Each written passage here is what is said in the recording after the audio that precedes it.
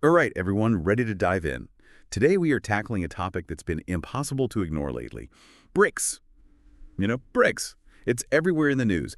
And for good reason. This isn't just some catchy acronym. It represents a real shift in global power. And we're going to break down exactly what that means, especially for a nation like Nigeria, which is really making moves on the world stage. We've got a ton of information to unpack about BRICS, how it came to be, what it wants to accomplish, and the ripple effects it could have across the globe. Yeah, it's a fascinating development for sure. What I find so interesting is how BRICS represents a move away from a world order dominated by the West towards something a lot more diverse and multifaceted. You hit the nail on the head. So real quick, for anyone who needs a refresher, BRICS stands for Brazil, Russia, India, China, and South Africa. And here's the thing. This isn't just some regional group with shared borders. We're talking about nations spread across continents, each with its own rich culture and history, but united by this shared vision for the future. The concept itself actually emerged back in the early 2000s. Economists were just starting to recognize the incredible economic potential of these rapidly developing nations. And gradually, that observation morphed into something much bigger, a strategic alliance with the potential to shake up the existing global order. And that's what makes BRICS so compelling. Yeah. They're not just asking for a bigger seat at the table, they're bringing their own table. They're ready to change the rules of the game. They're not asking for a larger piece of the pie. They're looking to bake a whole new one. Exactly. BRICS is directly challenging the dominance of institutions like the World Bank and the IMF, which have traditionally been controlled by Western nations. It's not just about economics either. This is about securing a more prominent and influential place for these emerging economies on the world stage. And honestly, you just can't ignore the sheer economic force the BRICS represents. The numbers are honestly kind of mind-blowing when you really look at them. We're talking about a group of nations that make up a staggering 42% of the global population and a full 25% of global GDP. Those are not small numbers. That right there tells you the kind of collective economic power they hold. Okay, so we've established that BRICS is this economic powerhouse. But what exactly does each nation bring to the table? What are their strengths, their special sauce, so to speak, that makes them such a force to be reckoned with? Ah, that's the million-dollar question, isn't it? Each member of BRICS has its own unique assets, and when you combine them, that's where things get really interesting. For starters, you've got China, the manufacturing powerhouse of the world. Then there's India, quickly becoming a leader in tech and IT. And then you've got Russia, bringing its massive natural resources to the table, especially their energy reserves. And of course, you can't forget Brazil, an agricultural powerhouse. And finally, there's South Africa, that crucial gateway to the African continent. It's like they each hold a different piece of the puzzle, and when you put them together, you get this incredibly powerful picture. But with all that combined strength, what are they actually trying to achieve? What's the ultimate goal? So BRICS has the potential, but how are they actually planning to use it? What are they hoping to achieve? Well, at their core, BRICS wants to reform global governance. Makes sense. They see the current system, which was largely set up after World War II, as outdated. They think it unfairly favors Western nations. Right, like they're playing on an uneven playing field. Exactly. And they're not just looking for minor tweaks. They want significant changes to gain more influence, more representation, a more level playing field for emerging economies. So it's like they're saying, hey, we've got a better way to build this house we all live in. That's a great way to put it.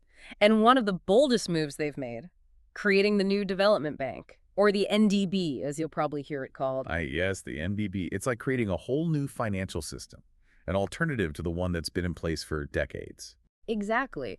The NDB directly challenges the dominance of the World Bank and the IMF. It offers another avenue for funding development projects, especially in emerging economies. Right, so it's not just about getting a bigger slice of the pie. It's about baking a whole new pie altogether. Precisely. For example, the NDB recently financed a renewable energy project in South Africa that's bringing electricity to remote communities, creating jobs, making a real difference. It's about having options, right? Not being dependent on the same old players for development funding.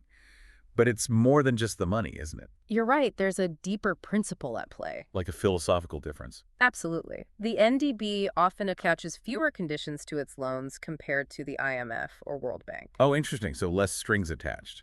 Exactly. And that really appeals to a lot of developing nations who are looking for more autonomy, more control over their own growth. It's like the difference between having someone tell you what you need versus working together to find a solution. I like that analogy. It really captures the essence of their approach. And judging by the number of countries lining up to join BRICS, it seems like a lot of nations are resonating with this approach. We're talking more than a dozen countries who've expressed interest. Argentina, Saudi Arabia, Iran, Egypt. The list goes on. What's driving this surge in interest? Well, there are several factors at play. Many countries are looking to diversify their alliances, reduce their dependence on traditional partnerships. They see BRICS as a way to open up new economic opportunities, especially with the potential for increased trade and investment within the bloc. It's about hedging their bets, not putting all their eggs in one basket. Spreading the risk, so to speak. Exactly. But beyond the economics, there's also the appeal of being part of something bigger, something that's actively shaping a new world order. It's about having a voice, having a seat at the table where the future is being decided. It's like going from being a spectator to being a player in the game. And for a nation like Nigeria, with its own ambitions of becoming a major player on the world stage, this could be a game changer. What are some concrete ways BRICS membership could benefit a nation like Nigeria, especially given its already strong presence within Africa? Well, for Nigeria, I think closer ties with BRICS could mean a significant boost in trade and investment, especially with economic powerhouses like China and India already in the mix. Right, makes sense.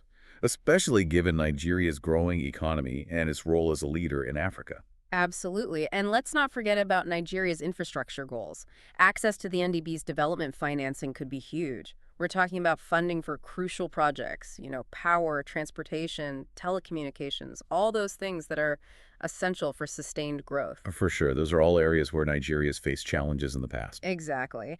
And this is where the NDB's approach could be a really good fit. They often prioritize collaboration and shared goals over these really strict lending conditions. Right, so it's more about finding a solution that works for everyone involved. Exactly. It's like having a partner who understands your vision, who wants to invest in your potential rather than just dictating the terms. Absolutely. Yeah. But it's not just about the economic benefits, right? There are geopolitical factors to consider as well. Could aligning with BRICS elevate Nigeria's standing in the world? Oh, absolutely. Joining a bloc like this, with this much influence, would definitely give Nigeria a more powerful voice on global issues. There's strength in numbers, right? It's collective bargaining power. And it could give Nigeria a stronger platform to advocate for its own interests and for the interests of the African continent as a whole. It's like instead of just speaking up in a crowded room, you've got a microphone, Yeah. a spotlight. People are going to pay attention. Exactly. And then there's this whole other layer of BRICS Plus. It's a format designed to take cooperation with other emerging markets even further. Oh, interesting. So even more potential for collaboration. Exactly. And Nigeria has already expressed interest in this expanded framework, so it could unlock even more opportunities down the line. Wow. So it seems like there's a lot of potential benefits for Nigeria, both economically and geopolitically. But let's be real, this kind of shift in global power dynamics is going to ruffle some feathers, right? Could BRICS rise create some tension with those Western nations that have, traditionally held a lot of the cards? It's definitely a possibility. As BRICS gains more traction, more influence, it's bound to challenge the existing world order.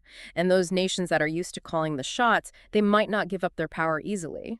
So we could see some pushback. Potentially. There might be attempts to undermine BRICS unity or limit their access to resources, to technology. We might see pressure applied in strategically important regions. Right. So it's not just about playing the game. It's about playing on a field that's constantly shifting.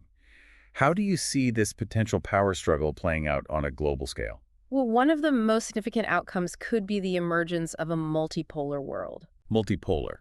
So instead of one dominant power, you've got multiple power centers. Exactly, a more even distribution of power. And that creates a much more complex geopolitical landscape. Right, I can see that. So imagine a world where different power centers are coexisting, each with their own interests, their own strategies. How would that impact the systems and alliances we're used to seeing? It would be a huge shift.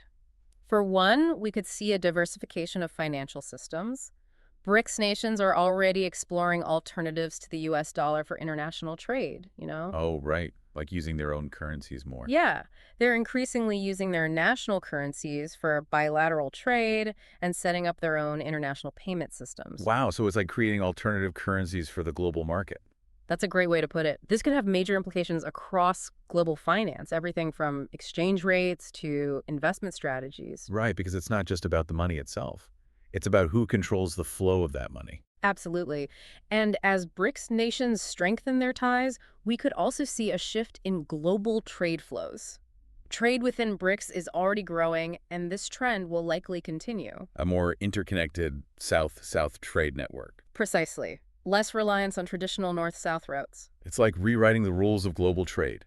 What an interesting idea. It really is. It's full of potential, both for the nations within BRICS and for the global economy as a whole. So it sounds like BRICS is really at a crossroads. It has the potential to reshape the world, but it has to navigate some serious internal and external pressures. What are some of the internal challenges they might face? Well, internally, the biggest challenge is managing the different interests of all these member nations. We're talking about countries with very different political systems, economic models, even just their aspirations for their place in the world. Finding common ground, maintaining unity, that's going to be crucial for BRICS' success in the long run. It's like they're trying to steer a ship with 5 captains, all with different ideas about the best course.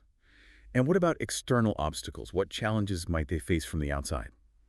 I think the biggest challenge externally will be dealing with resistance from those nations that are used to being in control. They're not just going to step aside. There could be attempts to create divisions within BRICS to limit their access to important resources. We might see pressure applied in different ways. Right, because there's a lot at stake for those nations that benefit from the current system. So it's a high-stakes game of chess, with each side making its moves on a global scale. And how BRICS navigates these pressures, both internal and external, will really determine if they can achieve their goal of a more equitable, multipolar world. Exactly. It's a pivotal moment in history. And the decisions made within BRICS, the way the world responds to their growing influence, it's all going to shape the future of international relations, economics, global politics for years to come. That's certainly a lot to think about. It's been fascinating diving into this topic with you today. Thank you so much for sharing your insights. And to our listeners, thanks for joining us on this deep dive into the world of BRICS. As we've learned, the rise of BRICS represents a potential turning point in global affairs. It's a journey full of opportunities and challenges, successes and setbacks. But one thing's for sure, BRICS is a force to be reckoned with, and they have the potential to reshape the world as we know it. It's a story that's still being written, that's for sure. Exactly, and it's one we'll be following closely. So to our listeners, stay informed, stay curious, and keep your eyes on BRICS, because the future is unfolding right now, and it's a story you won't want to miss. Until next time, happy deep diving.